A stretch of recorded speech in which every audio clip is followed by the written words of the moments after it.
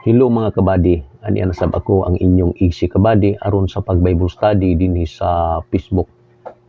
Atong ipahiluna ang atong kaugalingon, ang atong kasing-kasing, ang atong idulungog sa pagpaminaw sa atong Bible study. Kung ugaling aduna ka may mga pangutana, i-type ang inyong pangutana ug andam kitang mutubag ug mutugad sa inyong mga pangutana mga kabady. Ug ang tema nga atong pagatun-an karon o ang topic nga atong pagatun-an karon ang pag-ampo mga kabady. Importante kayo ang pag-ampo mga kabady nga atong pagahimuon ngadto sa Dios mga kabady. Ingon nga kita mga anak sa Dios o mga Kristohanon mga kabady nga nagtuon sa iyang mga pulong. Unang pangutana mga kabady, unsaon pagpalambo sa imong mga pag-ampo ngadto sa Ginoo o sa atong pag-ampo ngadto sa Ginoo? Atong basahon ang Marcos 1:35 ingon siya, "Ugon niya sa yus kaadlawon sa dugay pa ang kabuntagon, siya mibangon ug miadto sa usa ka dapit nga waaw ug didto nag-ampo siya." Marcos 1:35 mga kabady. Kadlawon pa gani mibangon na si Ginoong Hesus ug milakaw. Migawas siya sa lungsod ug miadto sa usa ka dapit nga waaw ug nag-ampo ang atong Ginoong Hesukristo sa atong amahan nga langitnon mga kabady. Ang atong espirituhanon nga pag-uswag nagdepende ni sa atong pagtubo sa mga pag-ampo. Ang may nampuon nga Kristohanon kanunay nagatubo sa mga butang sa Dios. Maghisgot kita karon og 7 ka mga butang nga makapalambo sa atong pakighinabi sa Ginoo mga kabady. Una, number 1, unaha ang Dios, una pa ang uban. Mao nay atong buhaton mga kabady aron nga mulambo ang atong pakiginabi sa Ginoo mga kabady. Unaha ang Dios, una pa ang uban. Si Ginoong Hesus nakiginabi una sa siyang amahan, usa mibuhat sa ubang mga butang. Marcos 1:35-39. Siya ang atong ehemplo. Daghan kaayo kitag buhaton kada adlaw pero ang pinakauna nato nga tulumanon mao ang pagpangita sa naong sa atong amahan sa langit. Kinahanglan ang Dios maoy anaa sa atong panghuna-huna, pagmata nato sa buntag ug dili ang atong pamilya, trabaho ug uban pa. Siya ang atong kaistorya una kita nakatulog ni anang gabi ug siya usab ang una natong maistorya pagmata nato sa buntag. Ang pagpalalom ug pagmintinar sa atong relasyon sa Dios maoy una natong gipakabili labaw sa tanan mga kabady. Ug ikaduha nga unsaon nato pagpalambo sa atong pakiginabi sa Dios, kinahanglan nga aduna kay takna sa pag-ampo mga kabady. Aduna kay takna mga kabady. Si Ginoong Hesus kadlawon pa nag-ampo na. Atong mabasa kaganina sa Marcos 1:35. Makaampo kita besan unsang oras pero maayo gayud nga mohatag kita og panahon sa buntag sayo. Si Haring David nagapangita sa Dios matag buntag, atong mabasa sa Salmo 5:3. Mausab si propeta Isaias ginapukaw sa Dios matag buntag ug nakig-istoryahanay sa Dios diha sa Isaias 54. Hinuon dili lang kita sobra ka istrikto niini nga bahin pero ang importante nga aduna kitay sakto nga panahon nga atong igahin sa mga pag-ampo. Buntag ba kana udto ug gabi. Si Daniel gani nag-ampo katulo sa usa ka adlaw, atong mabasa diha sa Daniel 6:10. Importante usab nga imong matakda ang oras o takna sa imong pagsugod ug ampo. Alas 4 ba sa buntag, alas 5 ba sa buntag, alas 6 ba sa buntag, o unsang orasa. Sa panahon nila ni Pedro ug ni Juan, alas 3 sa hapon ang ilang panahon sa pag-ampo nga hinungpong. Atong mabasa diha sa Buhat 3:1. Parte kini aron atong maimpusar ang pagdisiplina sa kaugalingon mga kabady. Yanang orasa, muampo gayud kita mga kabady. Busa mao kana ang pagpalambo sa atong pakighinabi, sa atong pakig-istorya sa Ginoo. Unahon nato ang Dios, una pa ang uban, una pa ang atong pamilya, una pa ang atong trabaho. Ang Dios mao gayoy mauna mga kabady aron nga mulambo ang atong pakighinabi, pakig-istorya sa Ginoo mga kabadi. Ug ikatulo, apan sa dili pa mo inom sa tagkape.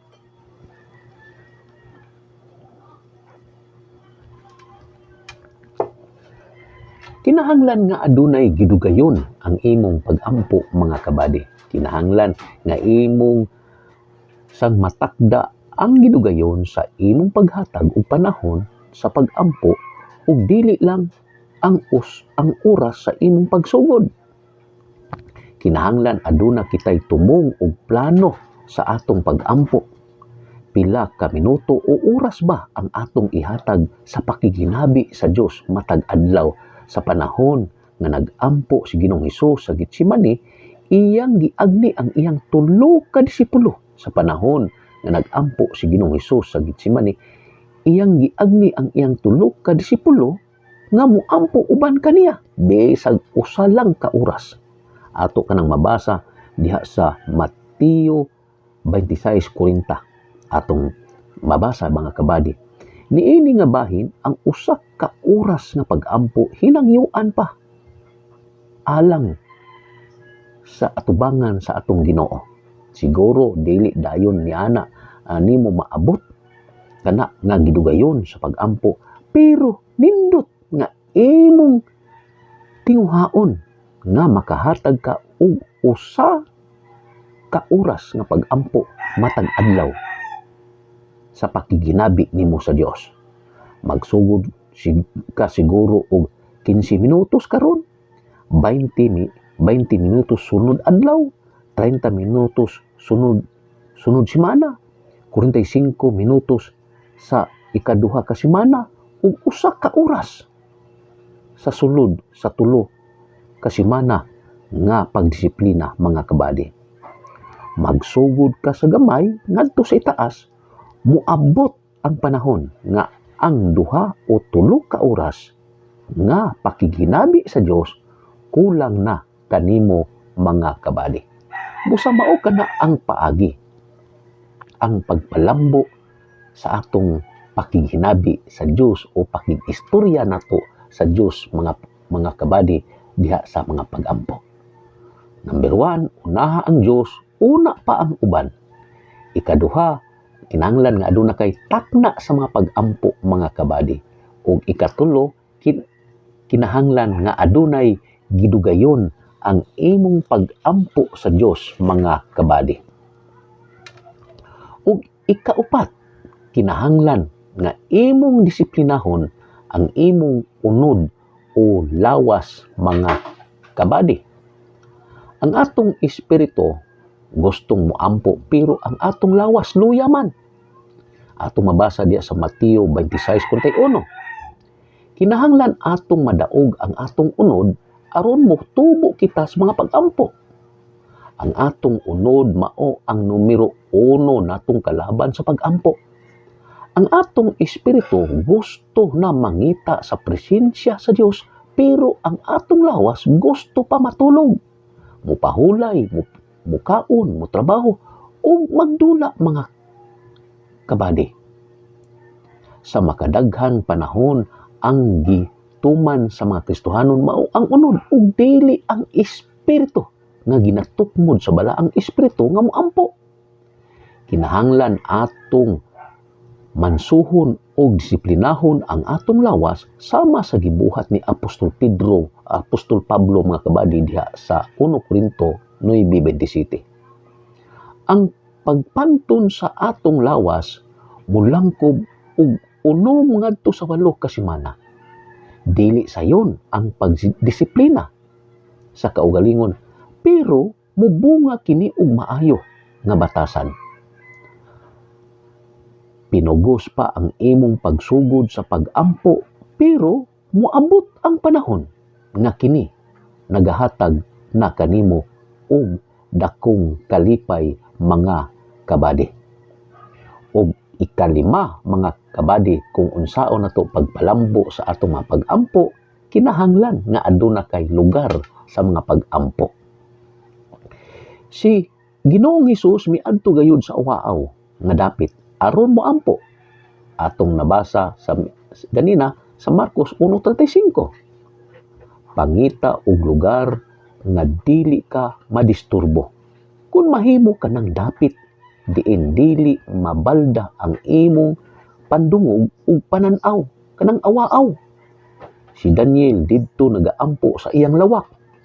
Sa Daniel 6:10, dunay higayon nga si Pedro didto nagampo sa taas sa atop sa balay. Ato mabasa diya sa buhat 19. Kung walay lugar nga imong balay, pangita og dapit sa gawas nga awaaw ug mingaw sama sa gibuhat ni Ginoong Hesus mga kabady diya sa Marcos 1:35 mga kabady. Ug ikaunom mga kabady, apan sa dili pa mo inom sa tagkape.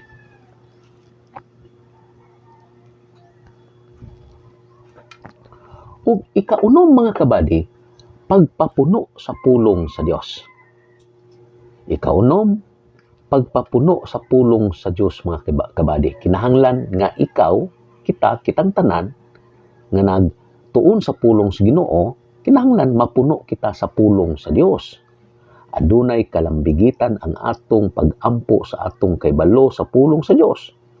Kasagaran ang atong iampo kinutlo o nasubay sa pulong sa Dios nga atong nahibaluan, mga kabady. Sa makadaghan ang imong kahibalo sa pulong sa Dios, magkadaghan usab ang imong masulti ngadto sa Ginoo. Kung gusto ka nga motubo ang imong mga pag-ampo, ipatubo ang imong kahibalo sa pulong sa Dios mga kabady. Ug ikapito mga kabady ug katapusan, pagkumitar sa pagka mainampuon mga kabady. Kinahanglan ang pagkumitar sa pagka mainampuon para motubo ka sa mga pag-ampo. Batasana nga magmainampuon ka sa tanang takna ug sa bisan unsang lugar. Ang pag-ampo magsugod sa kasing-kasing. Pwede ka makaampo sa walay hunong atong mabasa diya sa Tesalonica 5:17 nagaingon nga pag-ampo kamo sa walay paghunong. Makaistorya ka sa Dios bisan asa ug makaistorya siya kanimo sa tanang panahon. Bisan asa kita moadto, ang Dios nagauban kanato ug pwede kita makiginabi kaniya. Atong tinghaon nga ang pag-ampo mahimo ng parte kanato mga kabady. Busa mao kana ang pagpalambo sa atong pag-ampo ngadto sa Dios. Kung gusto ka nga mulambo ang atong pagkakristohanon, mulambo ang atong pagkaanak sa Dios, mulambo magatubo ang atong relasyon diha sa Ginoo mga kabady, kinahanglan nga mulambo ang atong pag-ampo sa Dios. Kay ang pag-ampo sa Dios maoy pakighinabi, pakiistorya sa Ginoo aron nga ang Dios mahimo nimong suod kaayo mga kabady. Busa kung gusto ka nga mulambo ang imong pakighinabi sa Ginoo, mao kana ang imong buhaton. Unaha ang Dios, una pa ang ubang mga butang, mga kabady. O ikaduha, kinahanglan nga aduna kay takna sa pag-ampo mga kabady. O ikatulo, kinahanglan nga aduna kay gidugayon sa imong mga pag-ampo mga kabady. O ikaupat, kinahanglan nga imong disiplinahon ang imong unod o lawas mga kabady, kay ang imong unod o lawas dili kay gusto nga moampo mga kabady. O ikalima, kinahanglan nga aduna kay lugar sa mga pag-ampo. O ikaunom, kinahanglan nga magpapuno ka sa pulong sa Dios. O ikapito o katapusan mga kabady, kinahanglan nga mukumitar ka sa pagka mainampuon mga kabady. O kung ato ka nang gihimo ug ato ka nang gibuhat, nan mulambo ang atong pag-ampo sa Dios, ang atong pakighinabi sa Dios mga kabady, ug ato siya nga masuod pag-ayo ang Dios mga kabady. Busaan nila takutom sa atong Bible study. Ug salamat kaayo sa inyong pagpaminaw sa pulong sa Dios sa atong Bible study dinhi sa Facebook. Apan sa dili pa kita mo tapos mga kabady, akong gi shout out ang akong suod nga mga higala, Jaime Sabanati ug si Jordan Mangas. Shout out kaninyo mga kabady. Ug ako sang gi shout out ang tanang kong mga kaigsuonan diha sa Sitio Bantayan, Cordoba, Cebu, sa GC Kidji Church, mga kabady. Sa Jesus Christ, King of Glory Church, diya sa Sitio Bantayan, Cordoba, Cebu. Shout out kaninyong tanan, mga kabady. Ug ako sang shout out ang pinangga ug minahal namong pastor Lilian Guanzon, mga kabady, ug si Joseph Francisco ug si Sarah Francisco. Uban sa tanang mga leaders, mga kabady, diya sa GC Kidji Church. Shout out kaninyong tanan. Ug ang Dios nga nagabuhat sa langit ug sa yuta ug sa dagat ug sa tanan nga panon anaa kanila mismo niini akong kinabuhi, mga kabady. Ug amahan sa atong Ginoong Hesukristo ug giniyogan sa balaang Espiritu Santo, mga kabady. Ang Dios magapanalangin kanatong tanan, mga kabady. God bless, mga kabady.